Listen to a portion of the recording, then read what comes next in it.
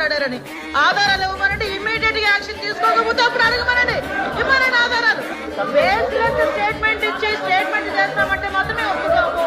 దాని గురించి చర్చించడానికి నేను రెడీగా ఉన్నా. శాంతి భద్రతల గురించి కానీ, క్రైమ్ గురించి కానీ, వాళ్ళ మీద ఎలిగేషన్స్ గురించి కానీ, దేని గురించి చర్చించడానికైనా as a home minister I'm ready. మీరు ఎప్పుడు పెట్టుకుంటారంటే పెట్టుకోండి, నేను రెడీగా ఉన్నా. దానికి అన్నిటికీ కూడా సమాధానం చెప్తా విత్ ఉదాహరణలు. ఇంకోటి చెప్తున్న అధ్యక్ష, ఇందాకే బొత్స సత్యనారాయణ గారు గౌరవంగా మాజీ మంత్రివర్యులు, పెద్దవాళ్ళు, సీనియర్ మోస్ట్ రాజకీయ నాయకుడు, ఆయన ఒక మాట అన్నారు, రంపటి రాంబాబు గారు వాళ్ళ తల్లి గురించి ఎవరో మాట్లాడారని. ఆధారాలు ఇవ్వమనంటే ఇమ్మీడియట్ గా యాక్షన్ తీసుకోకపోతే అప్పుడు అడగమనండి, ఇవ్వనండి ఆధారాలు, ఇవ్వనండి ఆధారాలు. నేను ఇస్తా. ఇదే రంపటి రాంబాబు గారు బయటకు వచ్చి ఇష్టానుసారంగా మాట్లాడి మళ్ళా బయటకు వచ్చి క్షమాపణ చెప్పారని చెప్తున్నారు కదా.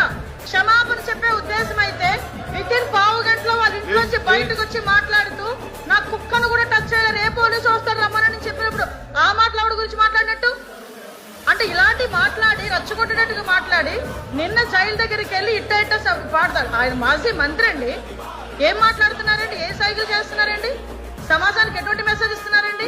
అలాంటి వ్యక్తి గురించి ఇలాంటి సభలో, పెద్దల సభలో ఇంత చర్చ అవసరమా అసలు? ఇంత అలాంటి వ్యక్తి గురించి అలాంటి అనకూడదు కానీ తల్లిని చెల్లిని కూడా మాట్లాడే వాళ్ళ గురించి ఈ రోజు ఈ సభలో, ఈ పెద్దల సభలో ఇంత చర్చ అవసరమా? అతని గురించి వెనకేసుకు రావడం అవసరమా? అసలు మీకేమైనా అసలు